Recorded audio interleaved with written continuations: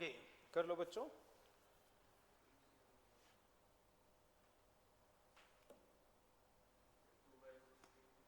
कितना देख लेते हैं। ये बताओ किया क्या है आपने? सबसे पहले जी साइन थीटा इधर वाला है, उसको फिर हम रिजॉल्व करेंगे 30 डिग्री के हिसाब से, तो वो ये साइड जो अप्रोच ठीक है, अप्रोच ठीक है।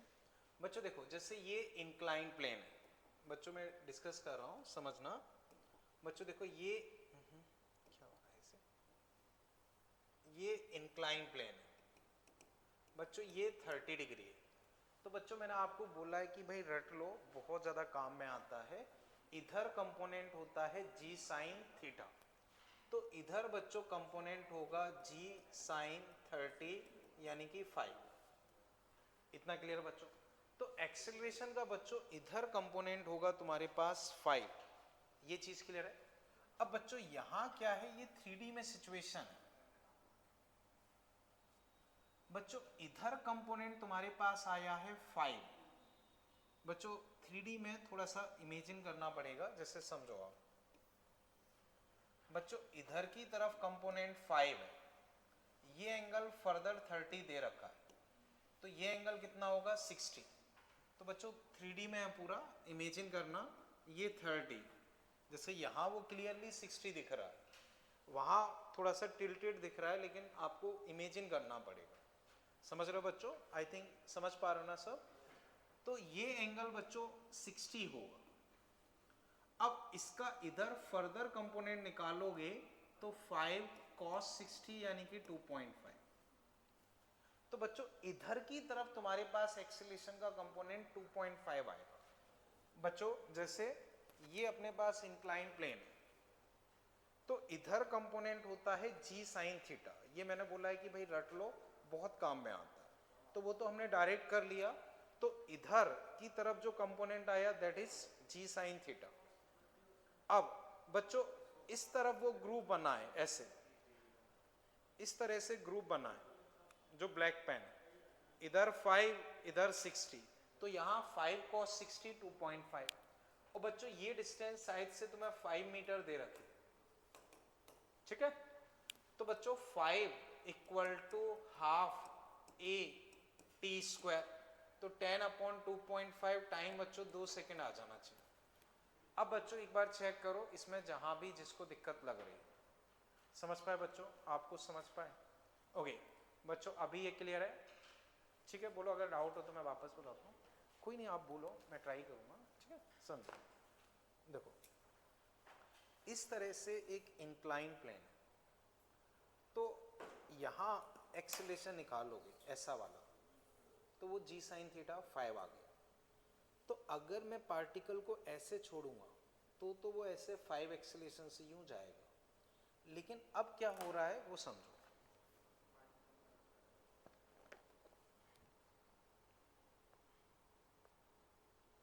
मान लो जैसे ये सिचुएशन है, ये अगर इसी तरफ होता तो एक्सीलरेशन अपना कितना हो जाता 5। ठीक, अब दिक्कत ये है कि यहां इन्होंने, जैसे अगर मैं इससे कंपेयर करता हूं, ये इस तरह से इन्होंने ऐसे एक ग्रुप बना दिया है, तो ये है 30 डिग्री। ठीक है, अब वापस ध्यान से समझो, ये दिया है 5 मीटर, तो यहां अपना एक्सीलरेशन का कंपोनेंट, जैसे ये 30 डिग्री पे ऐसे यहां से झुका है, तो इधर जो कंपोनेंट आया है वो है 5 साइन थीटा, मतलब 10 साइन 30 मतलब 5, तो इधर एक्सीलरेशन आ गया 5। अब इधर 5 है, ये 30, ये 90, ये 60, तो 5 इधर अगर मैं कंपोनेंट निकालूंगा तो वो 5 cos 60, 5 cos 60 यानी कि 2.5, और चलना इसको 5 है, तो 5 equal to half 2.5 t square. बच्चों बाकी लोग समझ पा रहे हैं? हाँ अभी समझ पाए क्या सिचुएशन? क्लियर है ना ये? ठीक है, ओके बच्चों इसी में आंसर 2 आ जाएगा, इसमें कोई डाउट तो नहीं ना? अच्छा बच्चों एक चीज और देखो, पेज 233, इसमें क्वेश्चन नंबर 8 मैंने होमवर्क में दिया था क्या? 233, हाँ दिया था क्या होमवर्क में?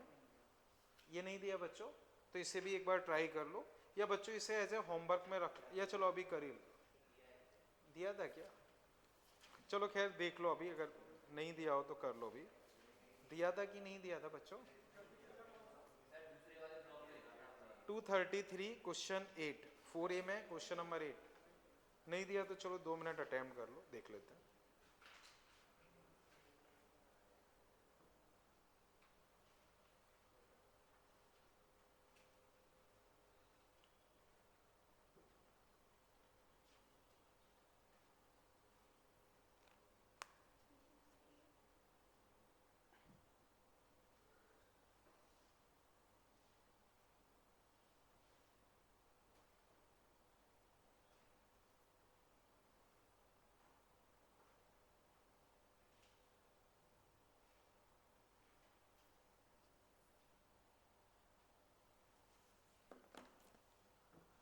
बच्चों ये क्लियर है ना? इसको मैं हटा रहा हूं।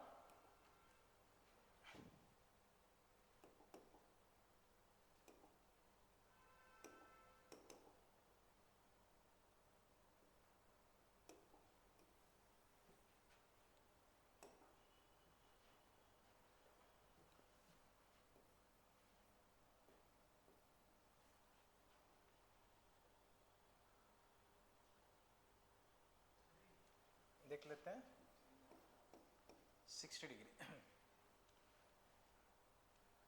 ठीक है बच्चों, देख लेते हैं, सिंपल सा ही है। देखो, अप्लाइंग मिनिमम हॉरिजॉन्टल फोर्स, हमें इसे रेस्ट पे रखना है। तो बच्चों ये रटा हुआ होना चाहिए कि भाई यहां लगता है 0.2 G साइन 60,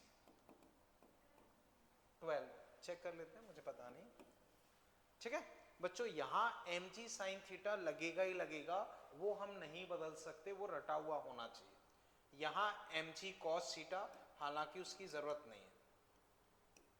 अब बच्चों जो हमने ऐसे फोर्स लगाया है, तो ये 60, ये 60, इधर तोड़ोगे तो cos 60 यानी कि f/2, और यहां sin 60, उससे मतलब नहीं है। बच्चों हम चाहते हैं कि ये रेस्ट पे रहे, तो ये इसके बराबर सिंपली हो जाना चाहिए। चेक करो बच्चों, अगर मैं कहीं भी मिस्टेक कर रहा हूं तो 0.2 इंटू 10 इंटू √3/2 f/2, तो बच्चों 2√3 मेरे हिसाब से आंसर आ रहा है। अच्छा, आंसर उस फॉर्मेट में चाहिए, हाँ, तो उस हिसाब से बच्चों इस 2 को अंदर भेज दो, इस 2 को अंदर भेज दोगे तो 12, हाँ फिर आंसर 12 आ जाएगा। सही, नंदिनी समझ पाए बच्चों? कोई दिक्कत अभी इसमें? ठीक है, देख लो आराम से, कहीं कोई दिक्कत लग रही हो। ठीक, वापस बोलो। देखो 2√3 आया अपना, इस 2 को अंदर भेज दो, 12, तो इन्होंने हमसे बोला है √x आया, तो x और इसको कंपेयर करोगे तो अपने पास आंसर क्या आ जाएगा? 12। समझ गए ना? ठीक है, चलें बच्चों आगे अभी। ठीक है, ओके। अब बच्चों नेक्स्ट हेडिंग आप लिख लो, tension in string. Tension in string, tension in string.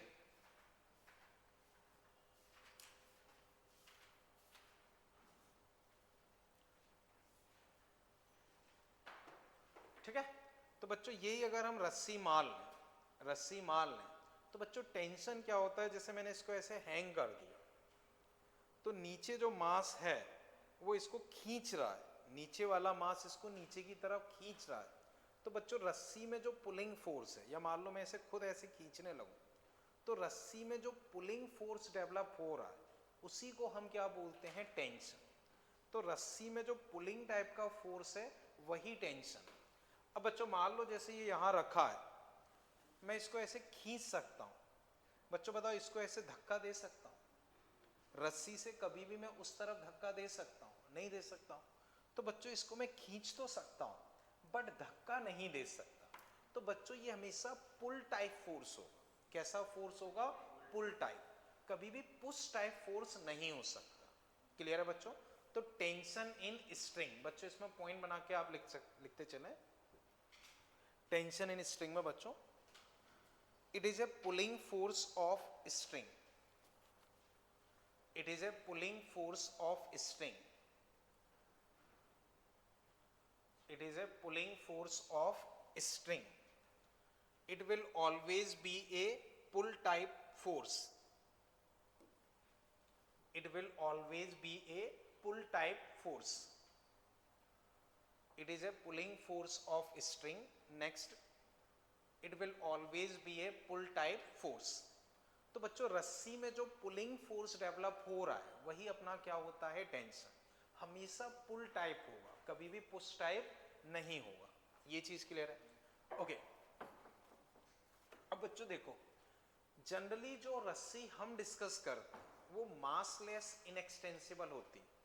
वो रस्सी जनरली जो हम डिस्कस करते हैं, जनरली ऐसा नहीं कि हमेशा हो, बट किसी भी क्वेश्चन में स्पेसिफाइड नहीं है, कुछ भी मेंशन नहीं है, तो हम मान के चलते हैं कि वो रस्सी मासलेस इनएक्सटेंसिबल है. अब बच्चों अभी लिखो मत, ऐसी बस देख के बताओ. मान लो बच्चों जैसे ये सिचुएशन 10 किलो. नितिन तुम मुझे बताओ इस रस्सी में क्या टेंशन होनी चाहिए? 10 mg नहीं, पूरा बोलो वापस. सही बोल लो, बोलो बोलो. सही है. कितना? 100. सही है. अब बच्चों मान लो इसका कोई मास नहीं. मैं पूछता हूं इस पॉइंट के नीचे कुल कितना मास? 10. तो उसको होल्ड करने के लिए यहां टेंशन क्या होनी चाहिए? 100. यहां कोई मास, इसके नीचे टोटल मास क्या है? 10. तो 100. अब मान लो बच्चों मैंने इसका खुद का मास 5 किलो बोल दिया, तो इस पॉइंट के नीचे मास कितना है? तो टेंशन 100. इस पॉइंट के नीचे टोटल मास 15, तो यहां टेंशन 150. मिड पॉइंट के नीचे मास 12.5. 10 और 2.5 मिलके 12.5. तो 12.5 को होल्ड करने के बराबर यानी कि 125 टेंशन चाहिए. लेकिन बच्चों जब तक मास नहीं था हर जगह टेंशन क्या थी? सेम. फिर समझो वापस बच्चों बताओ, अभी पूरी रस्सी में टेंशन क्या है? 100. ध्यान से समझना बच्चों, मैंने इस रस्सी को यूं पकड़ा और खुद ऐसे खींचने लगा. पकड़ के ऐसे खींचने लगा, रस्सी को पकड़ के ऐसे खींच रहा हूं, तो मान लो मैंने खुद 30 न्यूटन से पकड़ के ऐसे खींच दिया इस ए पॉइंट. तो बच्चों ये बताओ इसके ऊपर टेंशन बढ़ जाएगी या कम हो जाएगी? बढ़ जाएगी. तो पहले कितनी थी? 100. अब कितनी होगी? 130. और नीचे बच्चों 10 किलो को होल्ड करना है, तो नीचे तो 100 ही होनी चाहिए. अब बच्चों एक ही रस्सी है, मासलेस रस्सी है, फिर भी टेंशन अलग हो गई. क्यों? क्योंकि बीच में फोर्स आ गई. तो अगर बीच में कोई फोर्स नहीं है तो मासलेस रस्सी में हर जगह टेंशन क्या होगा? सेम. हर जगह टेंशन बच्चों सेम. अब एक चीज बच्चों हमें कई बार परेशान करती है कि हम टेंशन की डायरेक्शन कैसे लेंगे. तो बच्चों ऐसा रहता है जैसे ये रस्सी है, तो ये पूरी रस्सी खिंची हुई रहती है, पूरी रस्सी खिंची हुई रहती है. जैसे बच्चों रस्सी को अगर मैं चेन की तरह से मान लूं, तो अगर आप ऐसे फोर्स लगा रहे हो तो पूरी ये खिंची हुई है, पूरी ये इस तरह से खिंची हुई रहती है. अब बच्चों मैं पूछता हूं कि मेरे इस वाले ये मेरे हिसाब से आपके हिसाब से राइट पड़ेगा, है ना? तो राइट हैंड पे ये कहां फोर्स लगा रहा है? Left side. और इस पे ये कहां फोर्स लगा रहा है? Right side. तो बच्चों किससे मतलब है उस पर डिपेंड करेगा. जैसे मान लो बच्चों ये 2 ब्लॉक है, इनको हम रस्सी से खींच रहे हैं. मैं पूछता हूं इस पे टेंशन कहां लोगे? तो बच्चों रस्सी की तरफ. तो एक चीज बच्चों हमेशा याद रखो, आगे मैं लिखवा भी दूंगा, टेंशन हमेशा बॉडी से दूर. टेंशन हमेशा बॉडी से दूर. याद रखने के लिए बस मान सकते हो कि टेंशन को बॉडी से दूर रखो. तो टेंशन हमेशा बॉडी से दूर, रस्सी की तरफ. अब मैं इस पे पूछता हूं, तो इस पे रस्सी इधर है, तो टेंशन हमेशा इससे दूर, रस्सी की तरफ इधर. मान लो बच्चों ये पार्टिकल है, इससे 3-4 रस्सी गई, तो अब इस पे टेंशन कैसे लोगे? इससे दूर रस्सी की तरफ, T1, T2, T3. तो उस तरह से बच्चों हम कंसीडर करेंगे. इतना क्लियर है बच्चों? अब बच्चों आगे पॉइंट्स बना के फिर आप लिख लो, आगे बच्चों पॉइंट्स बना के लिख लो. Generally we discuss massless inextensible string. Generally we discuss massless inextensible string. Generally we discuss massless inextensible string, इसी में आगे लिख लो बच्चों, in this string tension will be same, in this string tension will be same, in this string tension will be same at each point, in this string tension will be same at each point if there is no force, if there is no force in between string, if there is no force in between string. वापस बच्चों repeat कर रहा हूं, generally we discuss massless inextensible string, in this string tension will be same at each point if there is no force in between string. तो बच्चों रस्सी के बीच में अगर कोई फोर्स नहीं है, रस्सी के बीच में अगर कोई फोर्स नहीं है तो हर जगह टेंशन बच्चों क्या होगा, सेम होगा. इतना बच्चों क्लियर है? हाँ बोलो बच्चों, कोई डाउट हो? एक्सटर्नल फोर्स जैसे मैंने अभी बताया वैसे, जैसे ये है, मान लो बच्चों जैसे एक सिंगल रस्सी आपने टांग दी, ठीक है ना, यहाँ कोई पार्टिकल हैंग कर दी, तो इस पार्ट में अलग अलग हो सकती, क्योंकि बीच में इस पार्टिकल की वजह से कुछ फोर्स आ गई. इतना क्लियर है बच्चों? ठीक है. अब बच्चों बस याद रखने के लिए आप इस तरह से लिख सकते हो जो मैंने अभी आपको बताया. नॉर्मल हमेशा क्या होता है, बॉडी की तरफ, नॉर्मल हमेशा क्या होता है, बॉडी की तरफ, और टेंशन हमेशा बॉडी से दूर. तो बस इतना और कंप्लीट कर लो. नॉर्मल हमेशा आप कैसे कंसीडर करोगे, ठीक, और टेंशन हमेशा बॉडी से दूर.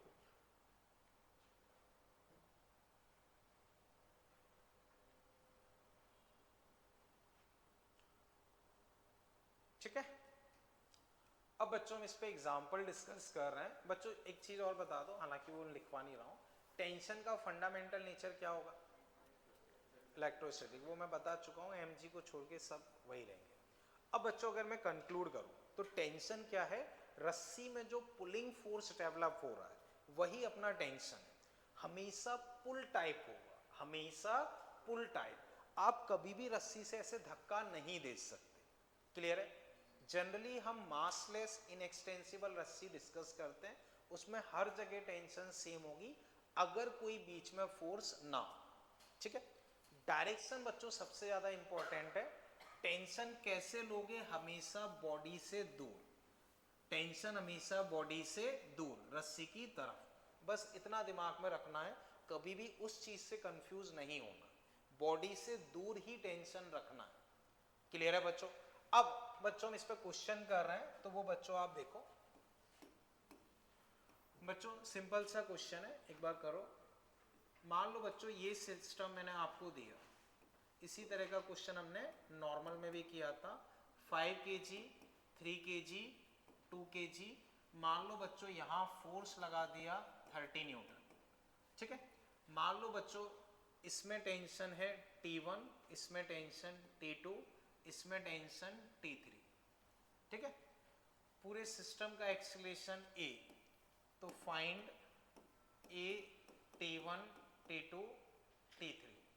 कर लो बच्चों फटाफट. बच्चों फ्रिक्शन कहीं कुछ है नहीं, वो अंडरस्टूड है बच्चों. फ्रिक्शन जब तक बताओ नहीं तब तक नहीं है.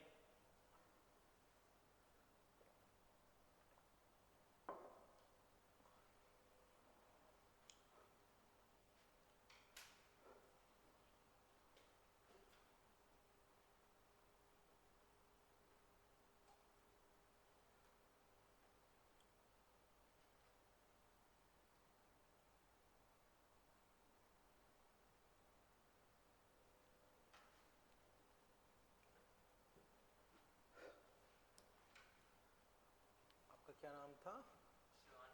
शिवांशु. आप बताओ अगर एक्सेलेरेशन आपने लिख पाया हो. नहीं, कोई बात नहीं, देखते हैं.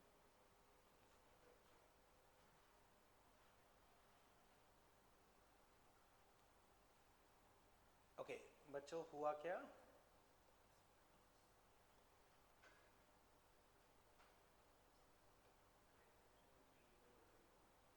ठीक है, हाँ ठीक है, वो कोई दिक्कत नहीं.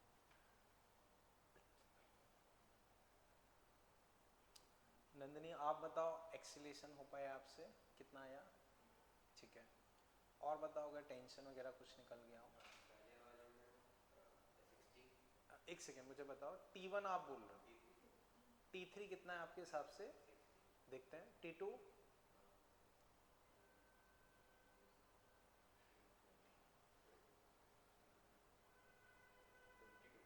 52 और टेंशन गड़बड़ है, अभी मैं डिस्कस करूंगा, ठीक है। और कोई? हाँ एक आप बोलो। ठीक है ठीक है ठीक है, आप बोलो नितिन। T1 45 मिस्टेक है, बताता हूँ। और वो भी मिस्टेक है। हाँ, और T1 15, T2 24, T3 30 है ना? ठीक है बच्चों, समझो मैं डिस्कस कर रहा हूँ। शिवांशु आप देखना बच्चों, ये सब साथ साथ चलेंगे, सब साथ साथ चलेंगे तो सबको एक मान सकते हो कि भाई सब मिला के 10 किलो का है और फोर्स 30 लग रहा है, तो एक्सीलरेशन होता है फोर्स बाई मास, यानी कि 3 मीटर पर सेकेंड स्क्वायर। शिवांशु बताओ ये समझ पाए? पूरा एक साथ ही सिस्टम चलने वाला, तो 30 मैंने माना डिवाइड बाई टोटल मास, ये हो गया। अब बच्चों ध्यान से समझो, यहां से लेके यहां तक कितनी रस्सी है? एक ही है, तो एक रस्सी में फोर्स सेम होता है, तो जो ये फोर्स है वही टेंशन, जो ये फोर्स है वही टेंशन। तो बच्चों T3 लिखोगे तो उसमें आपको कुछ नहीं करना, जो फोर्स लगा रहे हो वही टेंशन है। फोर्स कितना लगा रहे हो? 30, तो टेंशन 30 ही है, कदम। बच्चों बताओ एक्सीलरेशन और T3 में कोई दिक्कत? ठीक है। अब बच्चों मान लो मैं ये T1 निकालता हूं, T1, तो बच्चों इस ब्लॉक के रिस्पेक्ट में देखो, इस ब्लॉक के रिस्पेक्ट में बच्चों इस पे टेंशन कहां लगेगा? इससे दूर रस्सी की तरफ, मतलब इधर, और ये इधर भाग रहा है 3 से, तो इसको कौन चलाएगा? यही तो चलाएगा, ये चलाएगा। तो F net equal to m a, net force बच्चों T3, मास 5, एक्सीलरेशन 3, 15 न्यूटन। बताओ बच्चों समझ पाए? नंदिनी क्लियर है ये? नितिन तुम्हें क्लियर है? हाँ T1, ठीक है T1। बोलो बच्चों इसमें कोई दिक्कत? कृष्णा तुम्हें क्लियर है? ओके। अब बच्चों इससे डिस्कस कर रहा हूं, इसे, तो बच्चों वो अपने ऊपर है। बच्चों समझना, एक हम 3 kg का सेपरेट डायग्राम बना लें, इधर T2, इधर बच्चों T1 हम निकाल चुके हैं 15, एक्सीलरेशन 3, तो बच्चों ये चलाएगा ये रोकेगा, ये चलाएगा ये रोकेगा, तो T2 minus 15, T2 minus 15, 3 into 3, तो T2 बच्चों तुम्हारे पास आ गया 24। ठीक है बच्चों, एक तरीका बच्चों ये हो सकता है 5 और 3 को क्लब कर लो, 5 और 3 को क्लब कर लो, क्लब कर लोगे तो टोटल मास तुम्हारे पास हो गया 5 प्लस 3 8, इधर T2, एक्सीलरेशन A, तो T2 equal to mass into acceleration, तो 8 इंटू 3 24, उससे भी कर सकते हो। समझ पाए बच्चों दोनों मेथड? एक इन दोनों को क्लब कर लो, इन दोनों को क्लब कर लो, तो बीच की टेंशन इंटरनल है, उससे कोई मतलब नहीं, तो 8 मास है, यहां टेंशन लिखनी है, तो मास इंटू एक्सीलरेशन 24। चेक करो बच्चों इसमें कोई दिक्कत? ओके। अब एक बार बताओ नितिन तुम्हें इसके सारे पार्ट क्लियर है? कृष्णा तुम्हें? शिवांशु तुम समझ पाए? ठीक है। अब बच्चों ऐसे ही देख के बताओ, मैं लिखवा नहीं रहा हूं, ठीक है, मैं लिखवा नहीं रहा हूं, डायरेक्टली बताओ। शिवांशु तुम मुझे बताओ, अगर मान लो मैं यहां 10 न्यूटन और लगा दूं, तो बताओ एक्सीलरेशन क्या होना चाहिए? तुम बताओ। 20 बाई 10, 2, देखो 30 10 तो 2। ठीक है बच्चों, मान लो मैंने इधर 20 लगा दिया, अब बच्चों एक्सीलरेशन 1, बच्चों 30 लगा दो 0, ये चीज क्लियर है? ओके। अब बच्चों थोड़ा सोच के बताना, 30 30 दोनों तरफ लगा दी, कोई दिक्कत? ठीक। बच्चों T3 बताओ क्या होना चाहिए? 30, T2 30, T1, अब हर जगह टेंशन क्या हो जाएगी? 30, क्योंकि कोई भी मूव नहीं कर रहा, कोई भी मूव नहीं कर रहा, तो ये 30 इधर 30 के बराबर, अब ये 30 है तो इसको भी 30 होना पड़ेगा। समझ गए बच्चों? अभी इस क्वेश्चन में बच्चों कोई डाउट? अब अगर हमें टेंशन मान लो इससे 10 कर दी, टेंशन निकालनी है तो जैसे पहले किया था वैसे ही कर सकते हैं। समझ गए ना बच्चों? बच्चों बताओ इस पैटर्न के क्वेश्चन समझ गए? चले आगे, ठीक है। नेक्स्ट पैटर्न देखते हैं बच्चों। देखो नेक्स्ट सिचुएशन बच्चों, देखो मान लो तुम्हें ये दिया,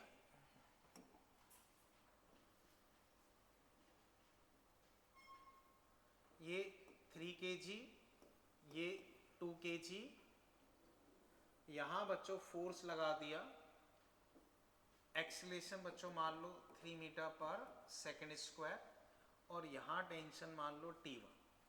तो बच्चों इसमें आप लिखो फाइंड T1 एंड F।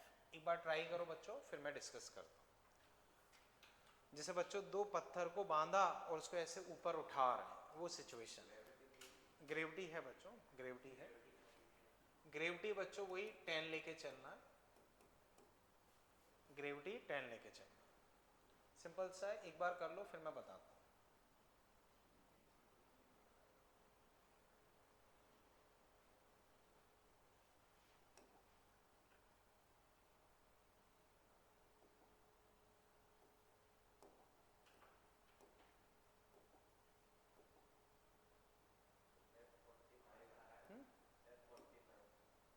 एक सेकेंड बच्चों, क्वेश्चन डिलीट कर दिया गया मैंने गलती से। एक सेकेंड बच्चों, क्वेश्चन शायद से ये था, है ना?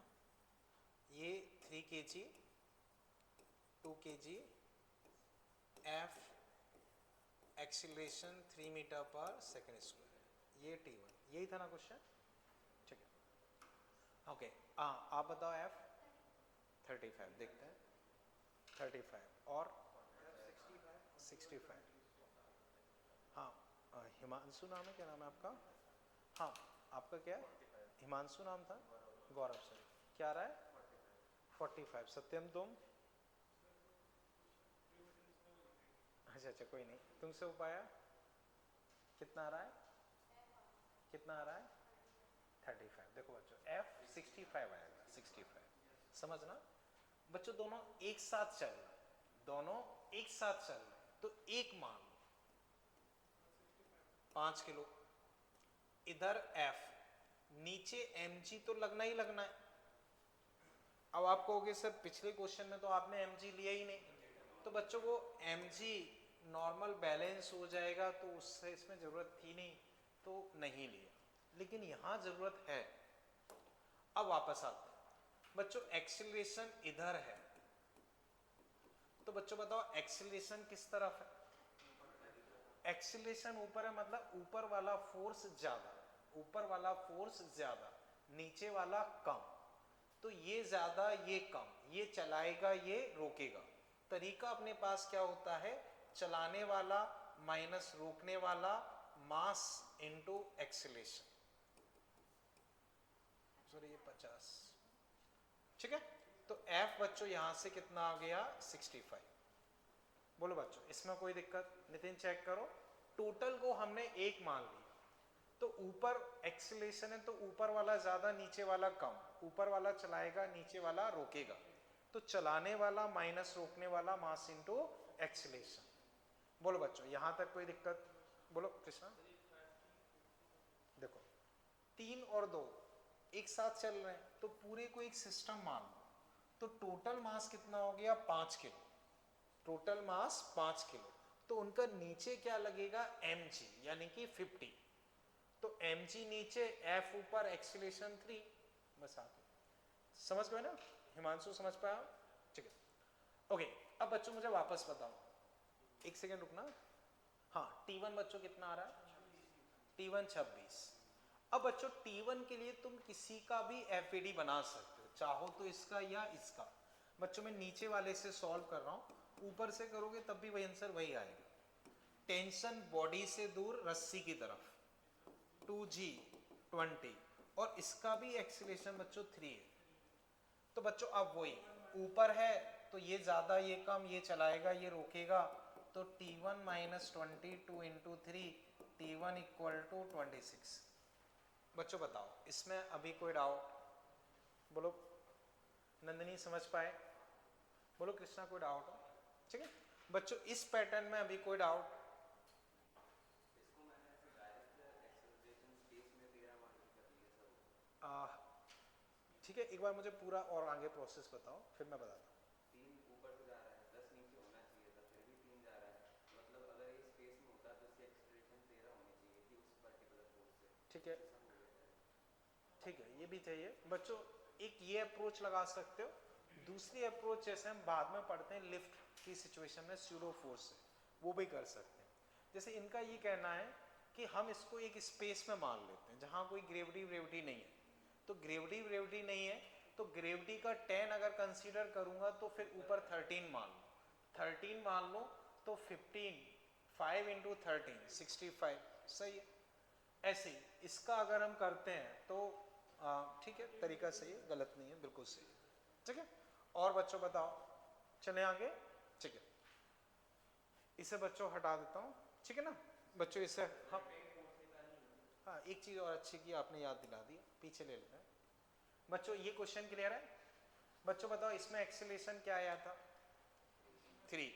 बच्चों मैं पूछता हूँ 5 kg पे नेट फोर्स बताओ, 5 kg पे क्या होगा नेट फोर्स, कितना होगा वैल्यू वाइज? बच्चों इतना सब कुछ नहीं करना है, समझो मैंने एक लाइन बताई थी नेट फोर्स हमेशा मास इनटू एक्सीलरेशन होगा, तो इसका मास कितना है तो 5 इंटू 3 15 खत्म, कुछ मतलब नहीं। बताओ 3 kg पे नेट फोर्स 9, क्या लग रहा है क्या नहीं लग रहा है कोई मतलब नहीं। 2 kg पे नेट फोर्स 6 खत्म, समझ गए? ऐसे मान लो ये सिचुएशन है, इसमें मैं पूछता हूँ 2 kg पे नेट फोर्स बताओ 6, 3 kg पे नेट फोर्स 9, सिस्टम पे नेट फोर्स 15। तो जब भी नेट फोर्स पूछेंगे मास इनटू एक्सीलरेशन, बाकी दुनियादारी से कोई मतलब नहीं है। समझ गए बच्चों? चले आगे इसमें, ठीक है इसे बच्चों मैं हटा रहा हूं। ठीक अब बच्चों नेक्स्ट पैटर्न अगर इसमें हम देखें तो वो इस तरह से रहता है, जैसे मान लो ये ऑब्जेक्ट है, इसका मास m, बच्चों मान लो तुमने इस पे ऐसे F फोर्स लगा दिया, F फोर्स लगा दिया तो ये थोड़ा सा टिल्ट होके कहीं ना कहीं रुक जाएगा, ये मान लो बच्चों इक्विलिब्रियम है। ठीक है अब बच्चों जैसे आपको कुछ चीजें बतानी है, एक तो थीटा,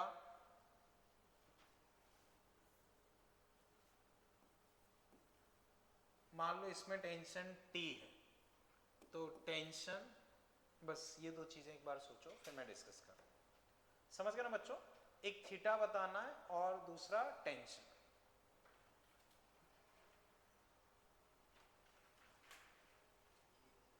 या बच्चों एक काम चलो कर लो कोई नहीं।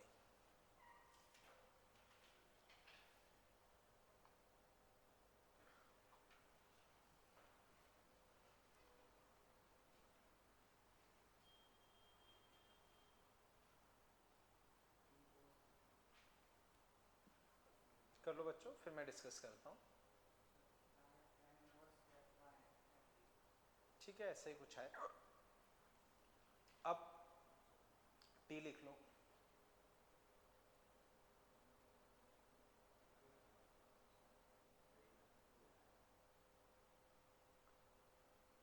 बच्चों पिछले क्वेश्चन में तो किसी को डाउट नहीं ना? ठीक है सही है। अब टी निकाल लो,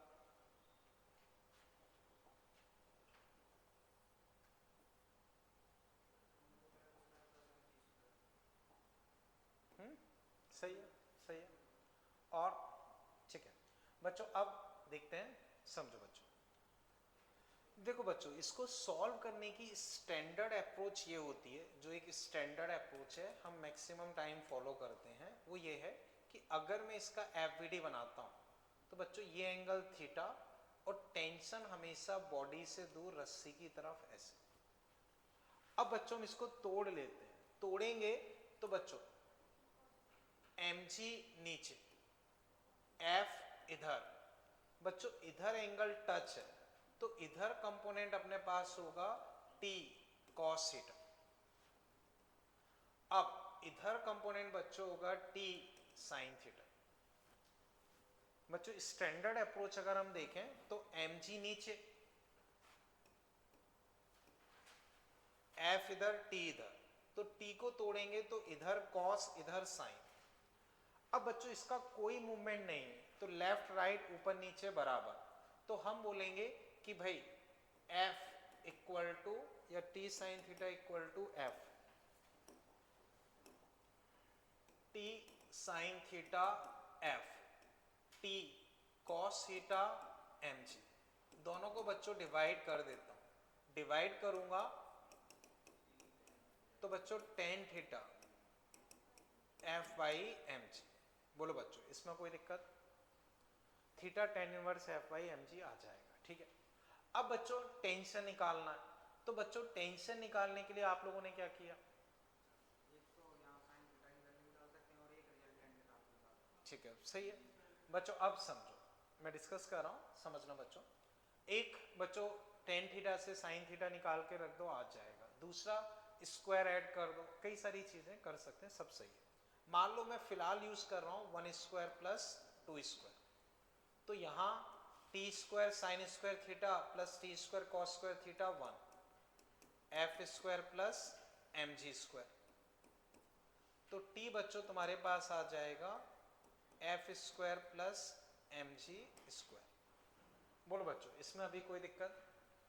एक बार बच्चों पूरी प्रोसेस देख लो, कहीं भी कोई डाउट लग रहा हो पूछो। नितिन कोई भी डाउट हो पूछो।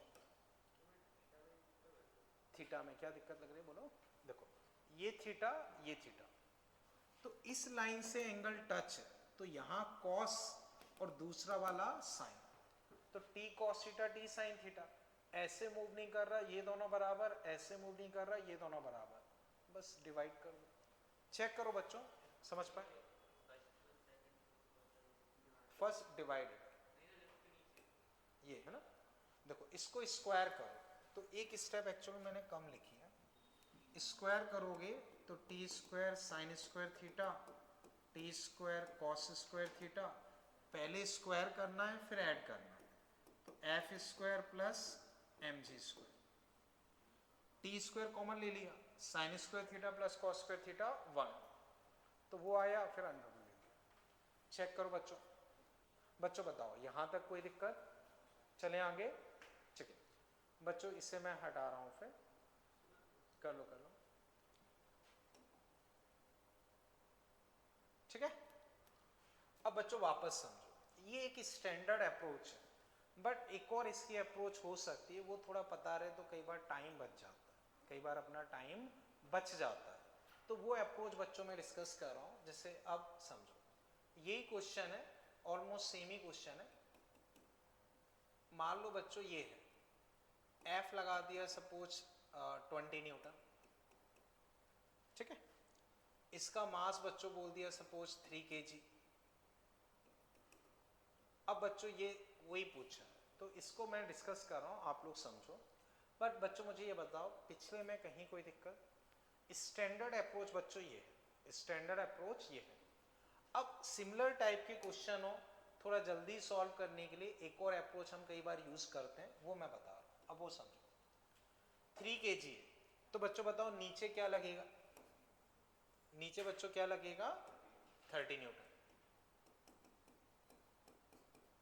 नीचे mg कितना लग गया? 30 न्यूटन। अब बच्चों टेंशन इधर है, ठीक है। अब समझो बच्चों, इसी को मैं ऐसे एक्सटेंड करता हूं, तो टेंशन इधर है, बात तो एक ही है, वेक्टर को पैरेलल शिफ्ट कर सकते हैं। ये थीटा, तो बच्चों ये क्या हुआ? थीटा। इतना समझे बच्चों? अब मान लो बच्चों मुझे टेन थीटा लिखना है,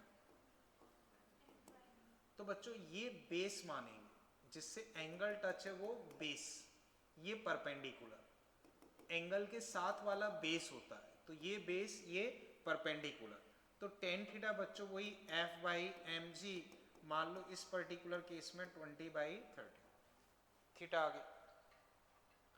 अब मान लो बच्चों मुझे टी निकालना है, टी, तो बच्चों टी क्या है, इन दोनों का रिजल्टेंट, तो डायरेक्टली बच्चों हम लिख सकते हैं टी इन दोनों का एक तरीके से रिजल्टेंट है, तो टी बच्चों हम डायरेक्टली लिख सकते हैं एफ स्क्वायर प्लस,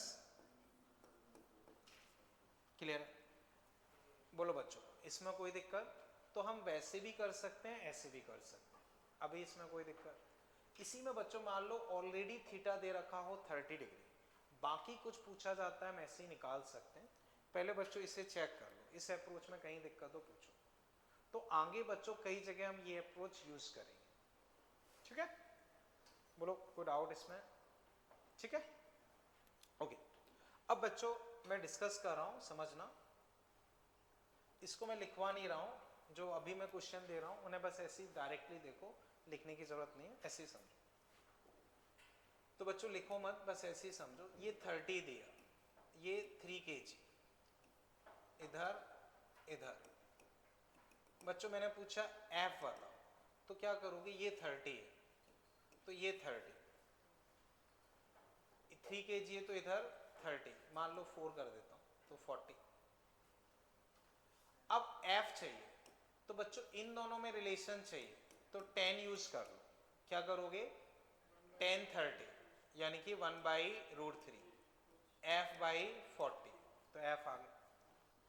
अब मान लो बच्चों आपको टी चाहिए, टी, तो बच्चों ये क्या माना जाएगा, हाइपोटेनस, ये बेस, तो कॉस यूज कर लो, कॉस 30 टी बाई 40, कॉस 30√3/2, तो टी अपने पास ये आ गया। तो इस तरह के भी क्वेश्चंस हो सकते हैं जो कि हम करते हैं। बच्चों बताओ इसमें अभी कोई दिक्कत, कोई भी कंफ्यूजन? चले आगे बच्चों। इससे पहले जो इधर 3 kg, हाँ वो 20 है, चेक करोगे डाउट हो तो। बच्चों इस पैटर्न के क्वेश्चन समझ गए ना, कोई दिक्कत इसमें? ठीक है बच्चों, इससे फिर मैं हटा रहा हूँ, कहीं मैंने मिस्टेक कर दी, देखते हैं। cos 30 बेस बाई हाइपोटेनस, हाँ सही बोल रहे हो, 40/t, ठीक है ना? चले बच्चों आगे, ठीक, ओके। बच्चों इस पैटर्न के क्वेश्चन क्लियर है। अब बच्चों एक पैटर्न और बता रहा हूं, पर वो लिखवा नहीं रहा हूं क्योंकि हम नॉर्मल में ऑलरेडी डिस्कस कर चुके हैं, तो समझो केवल याद करो बच्चों। जैसे नॉर्मल में मैंने बताया था, दो इंक्लाइन प्लेन अगर 90 डिग्री पे हो, ऐसे n1 n2, तो 90 डिग्री पे हो तो हम mg को ऐसे तोड़ के सॉल्व कर सकते हैं, वो आसान रहता है। तो ऐसे ही बच्चों बस ऐसे ही डिस्कस कर रहा हूं, उसे लिखवा नहीं रहा हूं। देखना ये m, इस तरह से दो रस्सी मैंने लगा दी, ये मान लो 30, ये 60, तो ये 90 हो गए। इधर मान लो T1, इधर T2, तो बच्चों अब देखो ध्यान से देखना, ये 30 है तो ये 30 हुआ, ये 30 हुआ, ठीक है? ये बच्चों देखो, ये 30 60, तो ये बच्चों आ जाएगा, देखो ये 60, ये 60, वापस देखते हैं, 30 30, ये 30 सही है, 60, ठीक है? वैसे इससे ही काम हो जाएगा, पर ठीक है 30, रुको रुको, ये 60, ये 60, तो ये 30, तो ये 60, अब ठीक है। एंगल बच्चों खुद से भी कर लोगे, कोई दिक्कत नहीं, बस कंसेप्ट समझाना। इधर बच्चों क्या लग रहा है mg, तो उसको यहां तोड़ोगे तो mg cos 60, mg sin 60 या cos 30, कोई सा भी ले सकते हो। तो mg sin 60 ले लो या cos 30, ठीक है? इतना क्लियर है बच्चों? अब बच्चों ये T1 अपना इसके बराबर हो जाएगा, ये T2 अपना इसके बराबर हो जाएगा, खत्म। लेकिन बच्चों ये तभी लगा सकते हो जब बीच का एंगल 90, जैसे बच्चों ये 45 45 लगा सकते हो, 37 53 हो लगा सकते हो, बीच का एंगल अगर 90 डिग्री है तो ये लगा सकते हो। याद आया बच्चों? हाँ, इससे हटके अगर कोई एंगल है तो कोई ऑप्शन नहीं है, आपको सॉल्व करना पड़ेगा। तो अब बच्चों एक क्वेश्चन आप अपने मॉड्यूल में देखो, पेज 215 क्वेश्चन 10, या उससे पहले एक आध इसी के जैसे क्वेश्चन में करवा देता हूँ, वो समझो। जैसे बच्चों आप देखो page 204 14 question 14, page 204 question 14।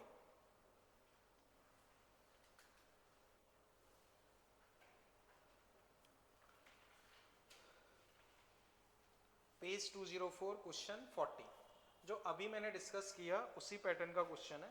Data भी सेम ही है बच्चों, 30 60 सेम ही डेटा है वो, नहीं सेम नहीं है, अलग है, 60 30, हाँ वही डेटा है बच्चों, ऑलमोस्ट सेम ही क्वेश्चन है बच्चों, कर लो।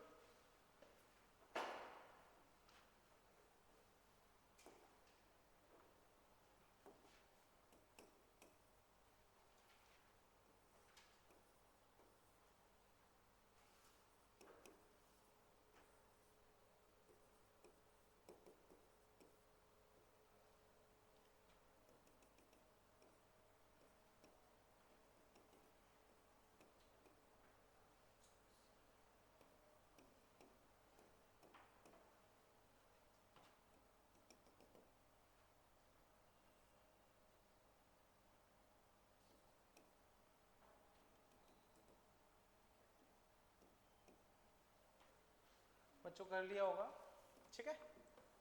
बच्चों देखो ये mg है, 60 ये परपेंडिकुलर ड्रॉ किया तो 30, तो फिर ये 60, 30 तो ये 60 तो फिर 30। बच्चों इसको तोड़ रहे हैं तो 50 cos 60, 50 cos 30 या sin 60, कुछ भी लिख सकते हो, कोई दिक्कत नहीं, 50 cos 30 कुछ भी लिख लो, वो एक ही बात है। अब cos 60 बच्चों हाफ यानी कि 25, ये 25√3, तो बच्चों ये टेंशन T2 किसके बराबर होगी? 25√3। ये टेंशन बच्चों किसके बराबर हो जाएगी? 25। बोलो बच्चों, इसमें कोई दिक्कत? तो याद रहे, लेकिन ये कंसेप्ट या अप्रोच हम तभी लगा सकते हैं जब बीच में 90 एंगल, वरना ऐसे ऐसे उसी तरह से करना पड़ेगा। ठीक है बच्चों, चलें आगे। ठीक है, अब बच्चों इसमें एक और क्वेश्चन फिर आप अटेम्प्ट करो, वो डिफरेंट अप्रोच का है, इसी एक्सरसाइज में 10th नंबर, सेकंड में ही 10th। बच्चों इस क्वेश्चन में किसी को डाउट तो नहीं ना? ठीक है हिमांशु, आप समझ पाए इसे? ठीक। अब 10th बच्चों इसमें आप देखो, इसी में 10th बच्चों मैं पेज नंबर बता देता हूं, 215 क्वेश्चन 10, 215 क्वेश्चन 10। ठीक है बच्चों, इसे हटा रहा हूं। ठीक, 215 बच्चों वो डिफरेंट अप्रोच का है, लेकिन एक बार खुद से ट्राई करो फिर मैं डिस्कस कर।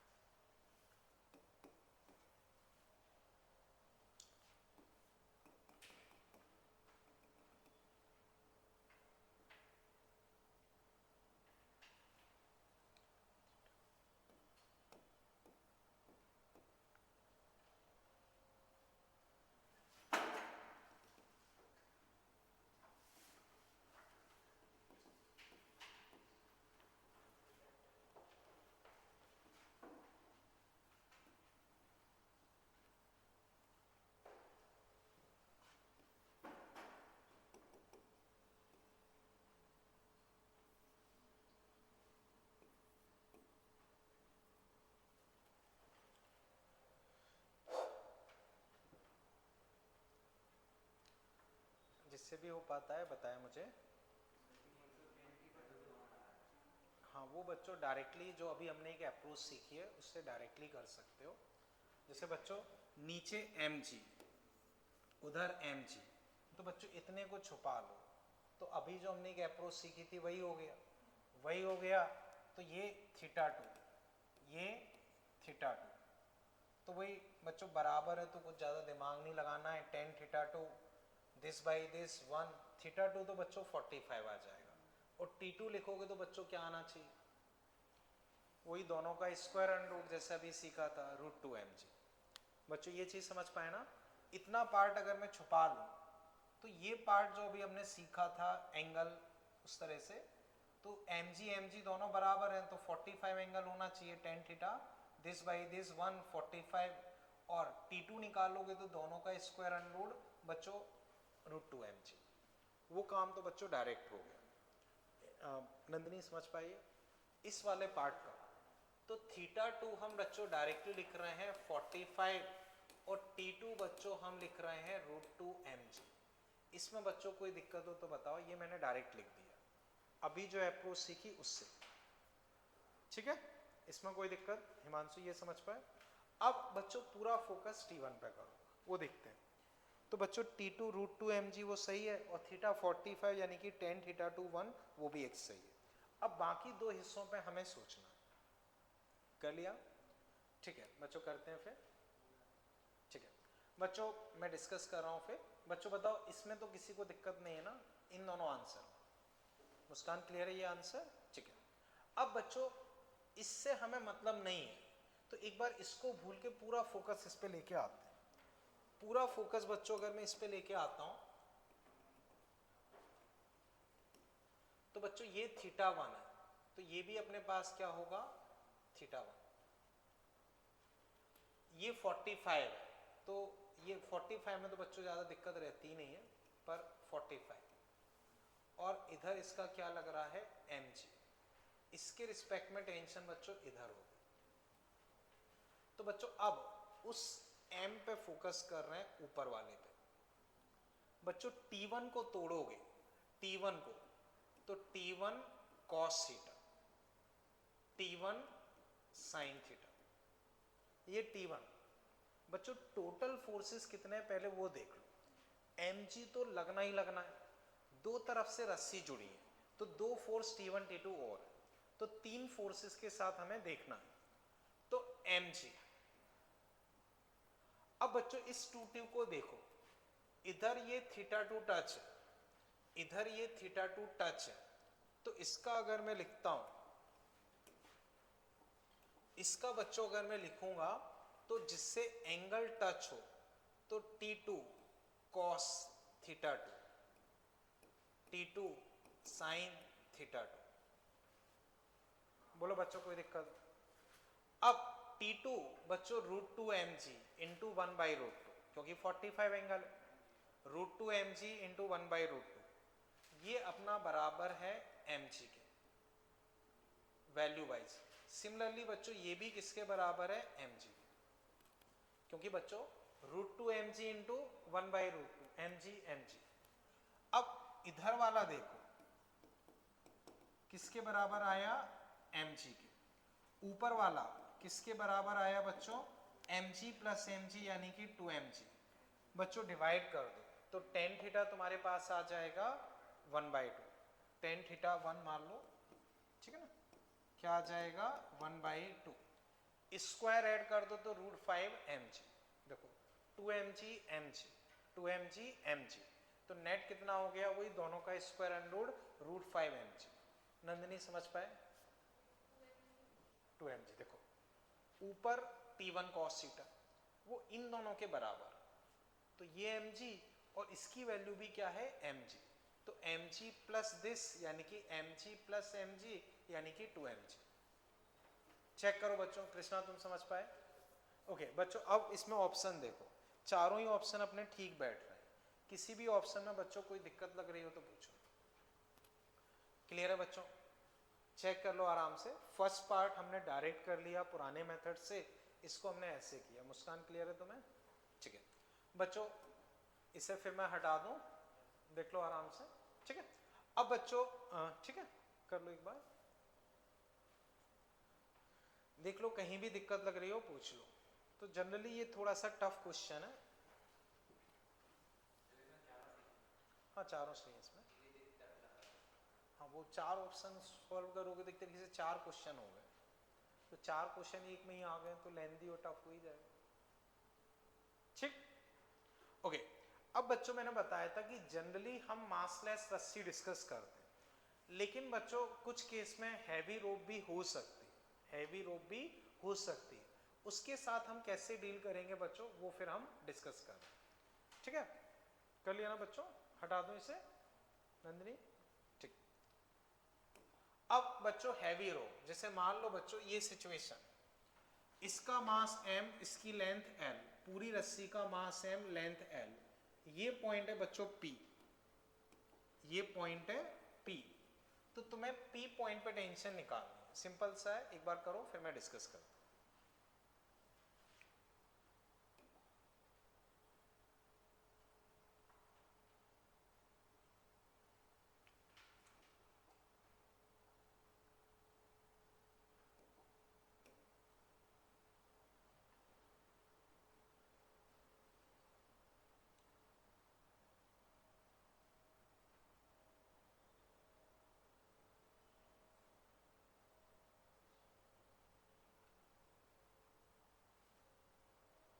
कर लिया, बोलो क्या आ जाएगा, mgl, वापस बोलो, सही है, सही है बच्चों। समझो यहां मुझे टेंशन निकालनी, यहां तो बच्चों यहां इतनी टेंशन होनी चाहिए कि भाई नीचे वाले को होल्ड कर सके। नीचे अपने पास लेंथ कितनी है l माइनस एक्स, तो इस नीचे वाले के बराबर टेंशन होनी चाहिए। तो टेंशन बच्चों अगर मैं P पे लिखता हूं तो मास इंटू जी, मास इंटू जी। मास बच्चों कैसे लिखूंगा, L लेंथ का मास है m, तो एक का मास होगा m बाई एल, एक का मास m बाई एल, एक का मास। अब ये लेंथ अपने पास बच्चों कितनी है l माइनस एक्स, तो उसका मास हो जाएगा ये। वापस इस पॉइंट पे इतनी टेंशन होनी चाहिए कि भाई इसके नीचे वाले को होल्ड कर सके। जैसे नीचे 10 किलो मास तो टेंशन 10 जी, 7 किलो है तो 7 जी, तो नीचे वाले का मास निकालना है। तो वही यूनिटरी मेथड, जैसे L लेंथ का मास m, एक का m बाई एल, तो नीचे लेंथ है L माइनस एक्स, उसका मास m by L into L minus x. बस ये खत्म, चेक करो बच्चों कोई दिक्कत हो, इतना भी क्लियर है, ठीक है। बोलो बच्चों यहां तक कोई दिक्कत,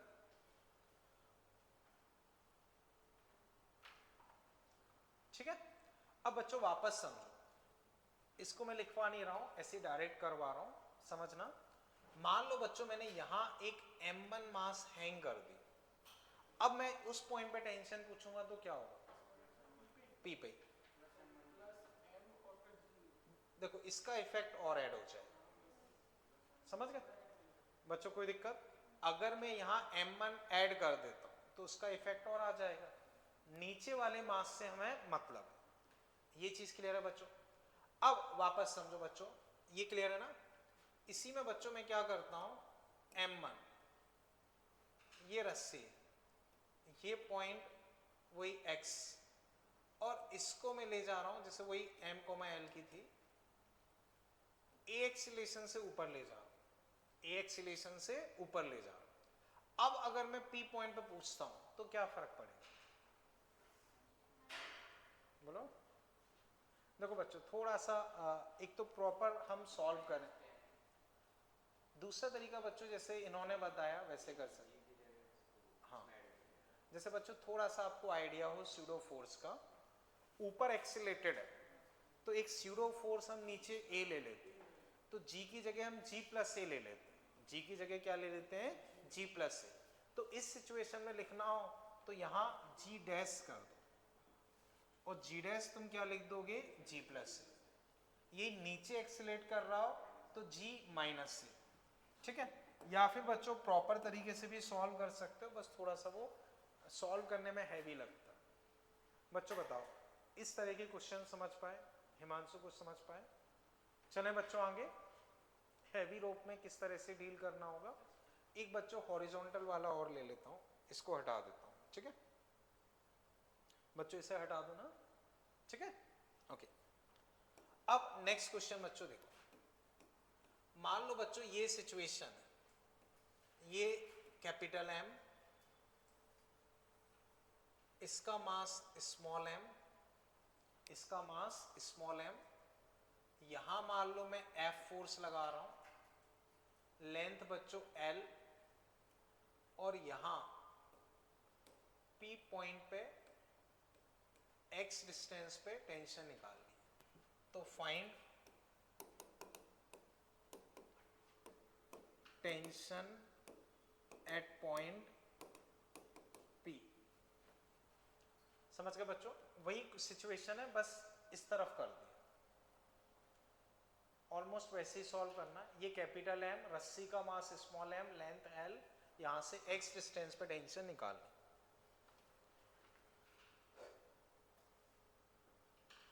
क्लियर? नहीं, देखो ये मासलेस रस्सी नहीं है। हाँ बोलो, इधर शायद किसी ने आंसर बोला था। हाँ बोलो। ऐसे तो नहीं पता, चलो अभी मैं चेक करवाऊंगा तब देख लेना, क्योंकि थोड़ा सा लेंदी रहेगा, देख लेना अगर मैच करता है तो। बाकी मुझे थोड़ा सा अप्रोच बता पाओ तो बताओ, आपने क्या किया? ग्रेविटी हटा दी। ग्रेविटी तो वैसे भी इसमें लगने का कोई मतलब नहीं, फिर कैसे किया?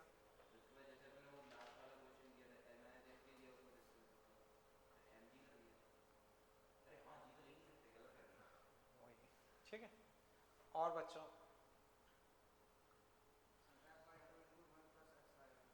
आप अप्रोच बताओ क्या किया? 2m पे टोटल f लग रहा है। 2m, 2m नहीं बोलेंगे क्योंकि कैपिटल एम और स्मॉल एम है। मतलब m प्लस m पे f लग रहा है। हाँ तो sir m plus m x by l पे l माइनस f। नहीं, वो चीज़ गलत होगी क्योंकि वो ब्लॉक है, तो उसको लेंथ में इंक्लूड नहीं कर सकते, गड़बड़ है। और नहीं, अप्रोच बताओ, आंसर छोड़ो, अप्रोच बताओ बस। नहीं, और कोई बच्चों आसान सा क्वेश्चन है, और कोई हो पाया?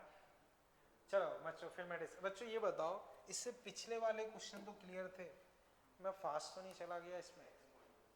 इनमें कोई डाउट तो नहीं ना? ठीक है, तो मैं मान के चल रहा हूँ ये आपको क्लियर है। अब मैं इस पे आ रहा हूँ, तो बच्चों समझो, ध्यान से देखना, सिंपल सा ही है। पहले पूरे को एक सिस्टम मान लो, एक सिस्टम, तो एक सिस्टम मानोगे तो बच्चों बताओ पूरे का एक्सीलरेशन क्या होगा? बोलो बच्चों, इसमें कोई दिक्कत? ठीक है, अब बच्चों तुम्हारे ऊपर है, चाहो तो इस साइड का एफबीडी बना लो या इस साइड का बना लो, किसी से भी कर लो, आंसर आ जाएगा। वो तुम्हारे ऊपर कि तुम किससे सॉल्व करना चाह रहे हो।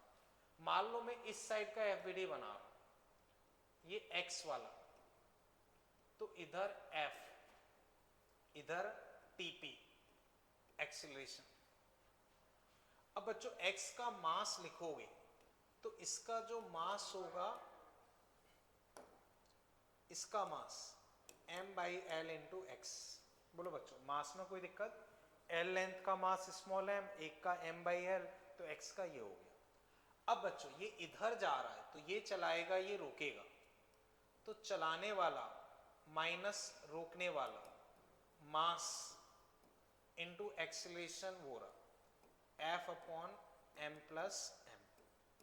बच्चों इसको यहाँ कर दो, आंसर। तो बच्चों टीपी को इधर ले आओ, इसको यहाँ कर लो, आंसर। समझ गए ना बच्चों? अप्रोच में कोई दिक्कत हो? वरना बच्चों इस साइड से भी कर सकते हो, तब भी आंसर वही है।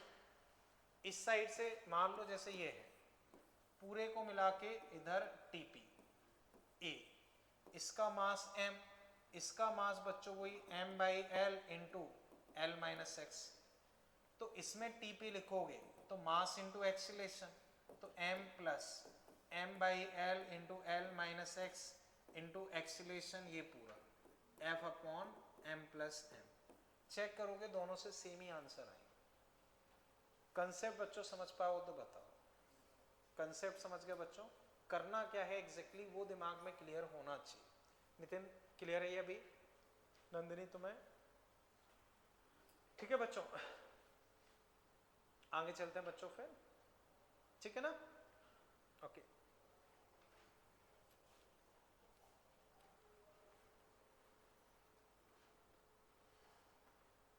ठीक,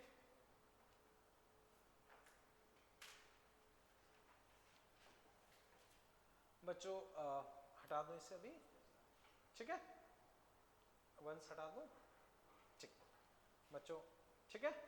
चलो अब बच्चों समझो, एक टॉपिक इसमें और रहता है breaking of string. Breaking of string वो क्या रहता है बच्चों? जैसे हर रस्सी की टूटने की एक कैपेसिटी होती है कि वो 500 न्यूटन झेल सकती है, 400 झेल सकती है, क्या है? तो उस सिचुएशन को बच्चों अगर हम समझें तो देखना बच्चों, जैसे क्वेश्चन इसमें इस तरह से बनते हैं कि यहां एक बंदा है 50 किलो का, ठीक है बच्चों? ये बताओ, ये बस रस्सी को पकड़ के ऐसे खड़ा है, तो ऊपर टेंशन क्या होगी? 500, नीचे नीचे वाली रस्सी में 0, नीचे वाली रस्सी में 0। बच्चों फिर बताओ, ऊपर वाली रस्सी में टेंशन और रस्सी का जो हिस्सा नीचे उसमें 0। तो बच्चों यहां भी देखोगे एक ही रस्सी है, मासलेस रस्सी है, बट टेंशन सेम नहीं है क्योंकि बीच में फोर्स आ गया। ये चीज समझ गए ना? ठीक। अब बच्चों मान लो जो ये रस्सी है, रस्सी, ठीक है ना, टी मैक्स फॉर रोप, मान लो मैंने 400 दिया, 400 दिया, रस्सी मैक्सिमम बच्चों 400 झेल सकती, और इस बंदे को ऐसे टांग दिया, तो वो बना रहेगा या रस्सी टूट जाएगी? टूट जाएगी, क्योंकि वो खड़ा रहेगा तो भी 500 टेंशन लगेगी, रस्सी टूट जाएगी। मान लो बच्चों वो ऊपर चढ़ना शुरू कर दे, तो रस्सी टूटेगी या नहीं? टूटी जाएगी, सही है बच्चों। अगर मान लो बाई चांस ऊपर चढ़ने का ट्राई करता है, तो रस्सी को खींचेगा, खींचेगा तो और जल्दी टूट जाएगी या टूट जाएगी, ठीक है? उसके पास एक ऑप्शन हो सकता है कि वो नीचे एक्सीलेट करने लगे, तो शायद बचा रह सकता है, ठीक है ना, बचा रह सकता है। तो बच्चों अब इसको लिख लो आप, फिर मैं क्वेश्चन लिखवाता हूं।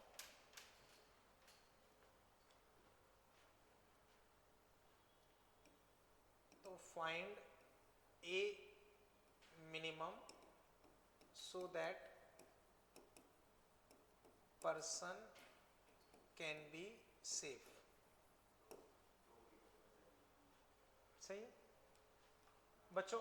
एक्सीलरेशन बताना है जिससे कि बंदा सेफ रहे।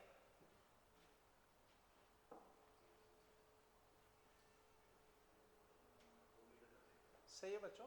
देखो अगर हम इसका एफवीडी बनाए तो mg बच्चों नीचे, t ऊपर, और बच्चों मैक्सिमम से मैक्सिमम p क्या हो सकता है? 400। तो बच्चों ये कितना है? 500, ये 400, इसमें तो कुछ है ही नहीं।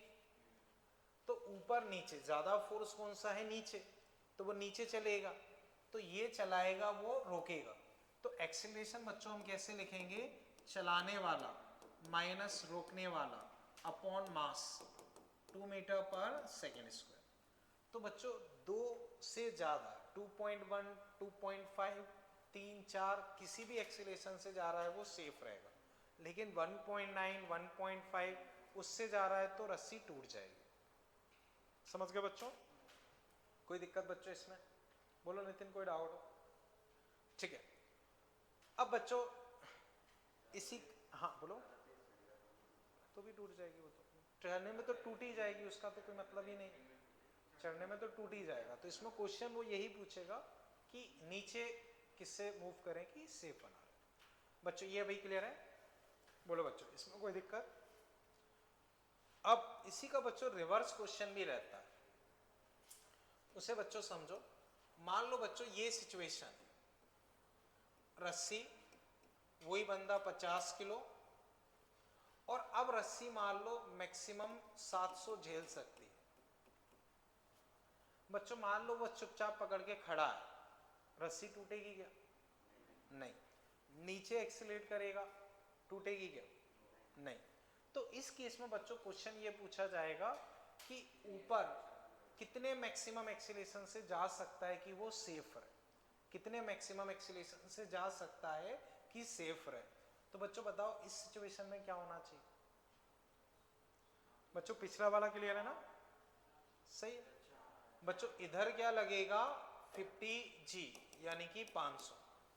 यहां मान लो T मैक्स 700। तो बच्चों अब ये ज्यादा ये कम, ये चलाएगा ये रोकेगा, तो एक्सीलरेशन बच्चों चलाने वाला माइनस रोकने वाला अपॉन मास। तो इस केस में 4 मीटर पर सेकेंड स्क्वायर। नंदिनी समझ पाए? तो बच्चों इस तरह से क्वेश्चन बन सकता है। अगर कम कैपेसिटी की रस्सी होगी तो वो नीचे एक्सीलरेट करेगा तब जाके सेफ हो पाएगा, तो उसमें नीचे वाला एक्सीलरेशन पूछेगा। और इस सिचुएशन में ऊपर वाला एक्सीलरेशन पूछ सकता है। बोलो सत्यम, कोई डाउट? ये मैक्सिमम है जिसमें सेफ रहे, उससे कम होगा तो सेफ रहेगा। जैसे 4 है तो 3.9, 3.8, 3.2 इन सब में सेफ है। 4 से जैसे ही ज्यादा क्रॉस करेगा तो वो रस्सी टूट जाएगी। 4.1, 4.3 उसमें रस्सी टूट जाएगी। समझ गए बच्चों? इस पैटर्न के क्वेश्चन में कोई डाउट? ठीक है, चले आगे बच्चों। ठीक है, अब बच्चों रस्सी के बाद जो हम नेक्स्ट टॉपिक पढ़ने वाले हैं वो है पुली। वो है बच्चों पुली। तो हेडिंग बच्चों इस तरह से लिख लो, पुली। पुली, पुली। ठीक है, तो पुली में बच्चों समझो, बहुत ज्यादा डिटेल में हमें नहीं जाना है, बस चीजें समझो बच्चों। जैसे कुएं वगैरह पे आपने देखा है घिरनी जैसी लगी रहती है, वही बच्चों पुली होती है। उसका काम क्या होता है? फोर्स को इधर से उधर ट्रांसफर करना या उसकी डायरेक्शन को चेंज करना। ठीक है बच्चों, हाल फिलहाल जो रस्सी हमें मिलेंगी उनका फ्रिक्शन 0 होगा। इस चैप्टर में हमें जितनी भी रस्सी मिलेंगी उन पे कोई फ्रिक्शन नहीं होगा। ठीक है, फ्रिक्शन वाली पुली बच्चों हमें मिलेंगी रोटेशनल मोशन में, अभी नहीं मिलेंगी। तो अभी मान के चलो जो भी क्वेश्चन हमें मिल रहे हैं वो फ्रिक्शन लेस पुली के होंगे, तो उसी के हिसाब से मैं डिस्कस कर रहा हूं। अब बच्चों इससे ऐसे रस्सी गई, ऐसे गई ये पुली, तो अब बच्चों इधर इधर T1 T2, मान लो बच्चों इसका मास भी 0 है, तो इसको हम बोलते हैं आइडियल पुली। तो बच्चों जनरली अगर क्वेश्चन में कुछ भी मतलब क्लियरली स्पेसिफाई नहीं किया तो हम आइडियल लेके चलते हैं। अगर उन्होंने कुछ भी स्पेसिफाई नहीं किया है तो मासलेस फ्रिक्शनलेस पुली मान के चलते हैं। या कई बार वो बोल देते हैं कि आइडियल पुली है, उसका मतलब मासलेस फ्रिक्शनलेस मानेंगे। तो इनमें क्या खास बात होती है कि दोनों तरफ बच्चों टेंशन सेम हो, T1 T2 दोनों अपने आप में क्या होंगे? सेम होंगे। इसका नीचे mg तो कुछ है नहीं, तो यहां बच्चों अगर टेंशन लिखोगे तो इस सिचुएशन में 2T हो जाएगी। इस सिचुएशन में क्या होगा? 2T।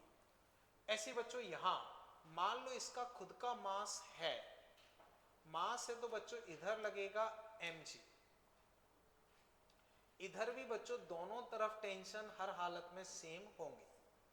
तो अभी बच्चों एक सिंपल सी चीज है, मान लो अभी जो तुम्हें रस्सी मिलेंगी उसके दोनों तरफ टेंशन सेम हो, चाहे मास हो या ना हो, क्योंकि फ्रिक्शन नहीं है तो बीच में फोर्स नहीं आ पाएगा। फोर्स नहीं आ पाएगा तो टेंशन सेम हो। हाँ, इसमें बस ये फर्क पड़ेगा कि ऊपर टेंशन लिखोगे तो वो 2T प्लस mg, बस इतना फर्क पड़ेगा। तो बच्चों अभी दिमाग में बस इतना रखना है, फिलहाल इस चैप्टर में जितनी भी पुली मिलेंगी उसमें दोनों तरफ टेंशन सेम होंगी। ऊपर अगर टेंशन लिखना है इस तरह की सिचुएशन में, तो वो दोनों का एडिशन 2t, और अगर उसका खुद का भी मास है तो 2t प्लस mg। क्लियर है? बस इतना बच्चों कंप्लीट कर लो, फिर आगे डिस्कस करते हैं।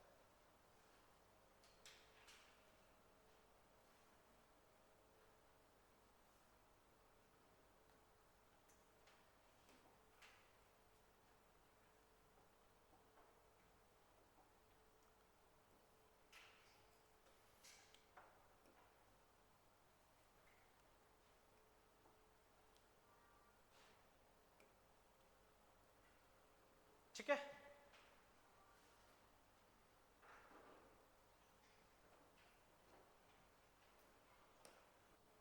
बोलो बच्चों, यहां तक कोई दिक्कत? कर लो आराम से।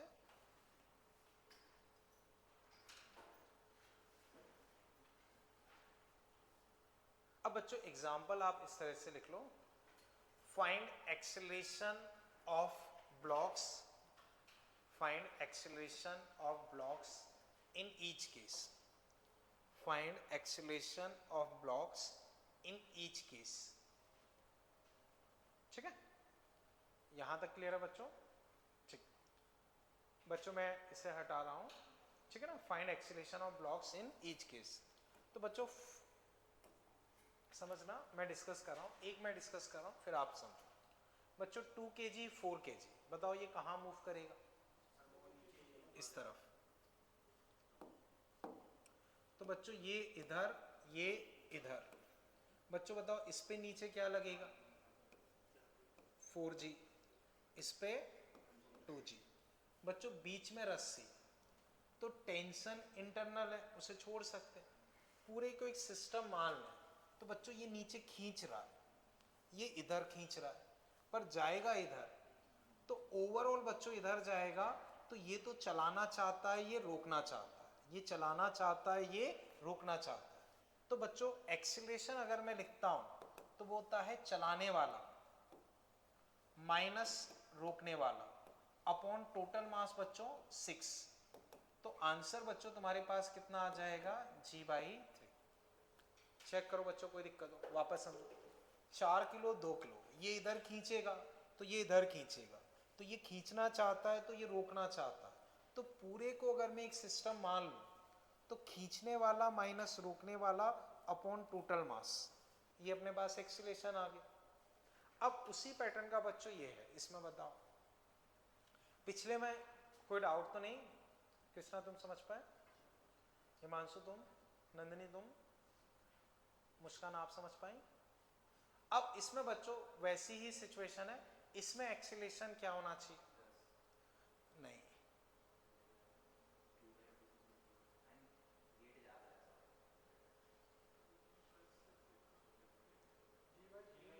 बच्चों वो एक ही चीज है। ये दोनों मिला के इधर कितने हो गए? 4 किलो, इधर 2 किलो। तो बच्चों दोनों को एक ही मान, क्या फर्क पड़ना है? बात तो एक ही। उसमें 4 किलो का एक टांग हो या 2-2 किलो की 2 टांग हो, बात तो एक ही है। तो बच्चों अभी और ये सेम सिचुएशन है, तो बच्चों एक्सीलरेशन अभी भी कितना आ जाएगा? g/3।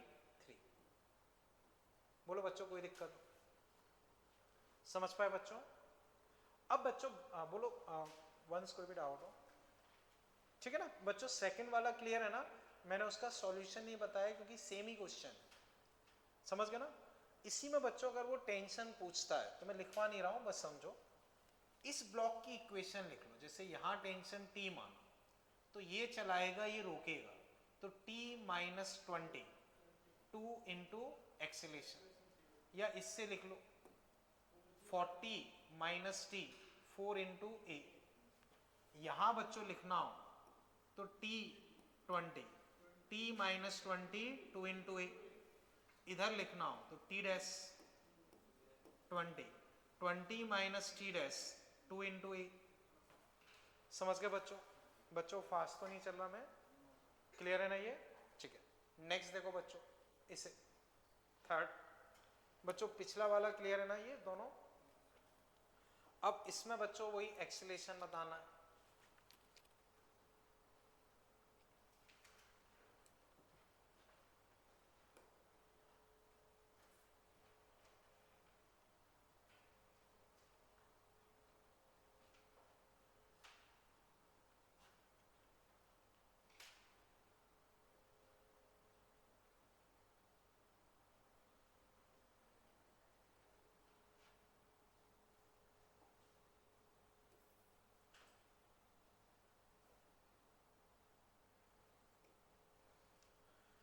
बोलो बच्चों क्या आया?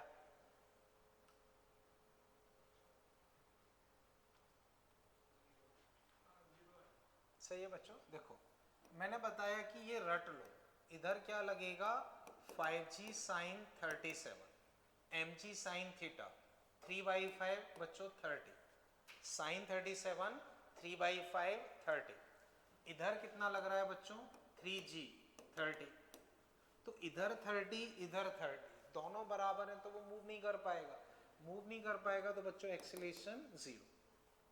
बच्चों बताओ इस केस में टेंशन क्या होगा? 30। मान लो यहां से निकालो तो t इसके बराबर, यहां से निकालोगे तो इसके बराबर। बच्चों समझ पाए ना? इधर mg sin थीटा तो 5g sin 37, 50 इंटू 3/5 30, वो भी 30, दोनों बराबर है तो एक्सीलरेशन 0। समझ पाए बच्चों? कोई दिक्कत?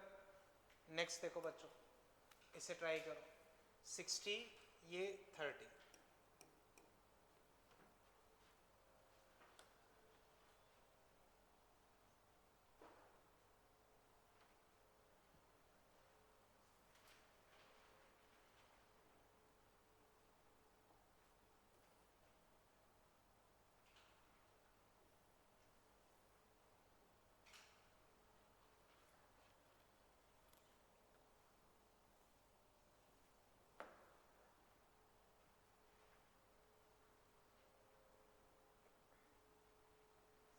बच्चों आंसर थोड़ा अजीब सा भी आ सकता है क्योंकि डेटा ऐसा ही है, पर जो भी आ रहा हो आप तो एक्सप्रेशन के फॉर्म में लिख लो, पूरा सॉल्व करने की जरूरत नहीं है।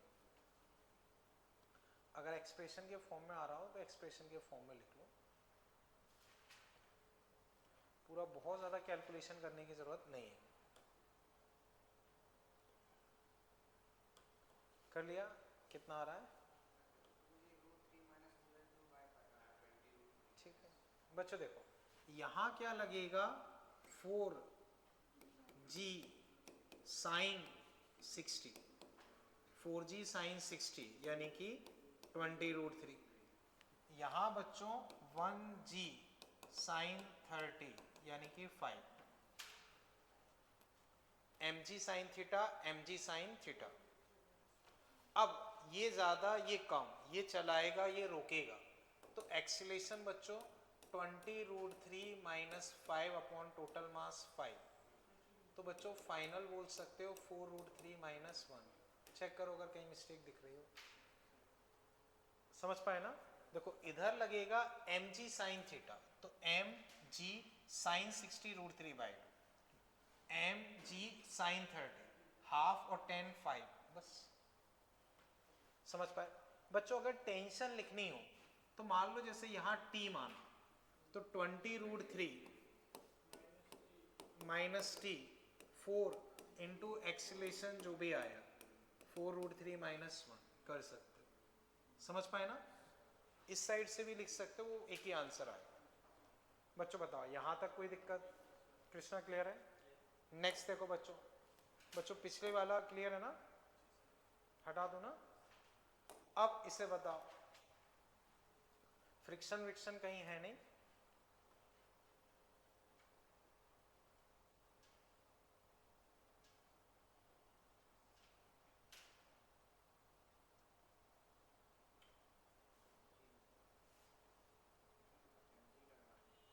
तो फाइनल बताओ क्या लग रहा है आपको आंसर? 5g/,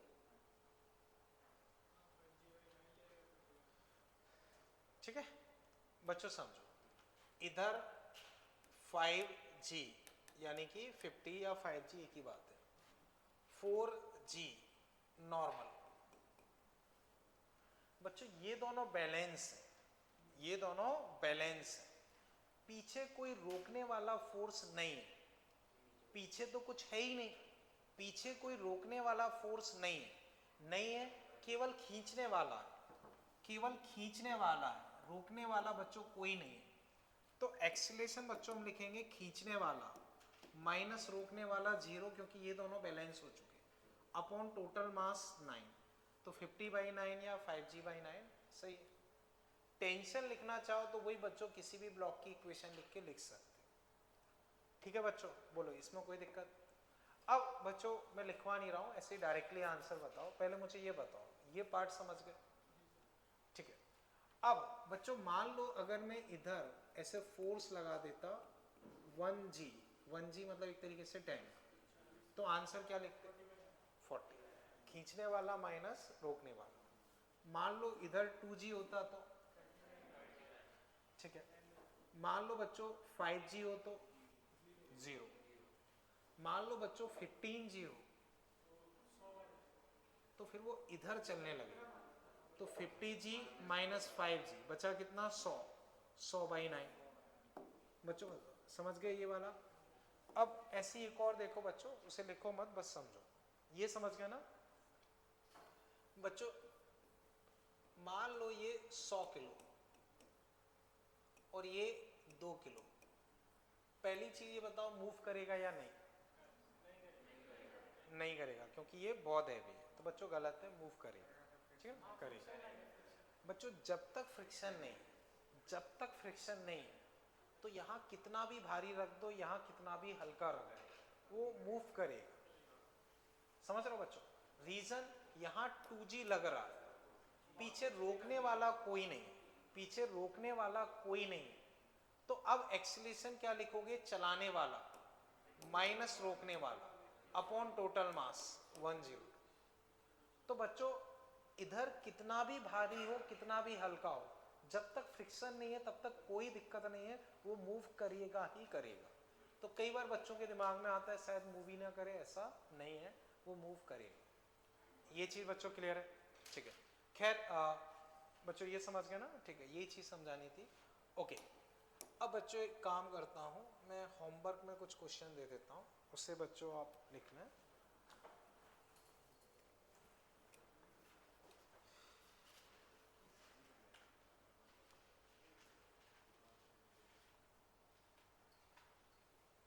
ठीक है, तो बच्चों first, second, 3A, 3B, 4A। First में बच्चों देखोगे तो 13, 15, 4A में फर्स्ट, फोर्थ, फर्स्ट में 14, 3B में 21, सेकंड में बच्चों ये हमने कर लिया है, बस मैंने वापस लिख दिया है। फिर 32,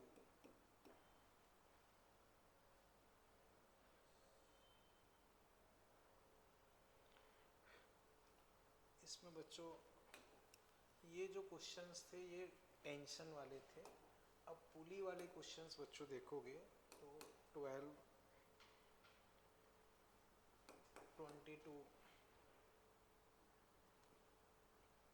23,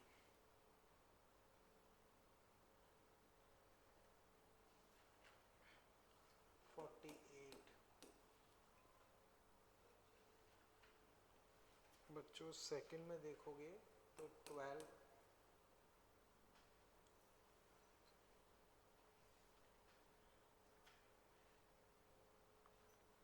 34,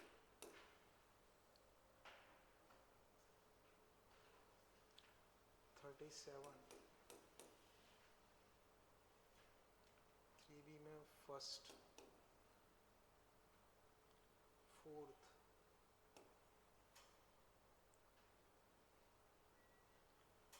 20, 22, 29, 4A, 26। ओके, तो बच्चों ये क्वेश्चंस देखोगे तो जो वाइट कलर से हैं वो मान लो टेंशन वाले क्वेश्चन है, स्ट्रिंग में टेंशन से रिलेटेड है, और जो मैंने ग्रीन कलर से लिखे हैं वो बच्चों पुली वाले क्वेश्चंस हैं। तो बच्चों इसको अटेम्प्ट कर लेना, बाकी बच्चों जैसे कल आपका टेस्ट वगैरह तो है नहीं, तो जो भी पुराना कुछ है वो अच्छे से रिवाइज कर लेना और ट्राई करें कि भाई एनएलएम से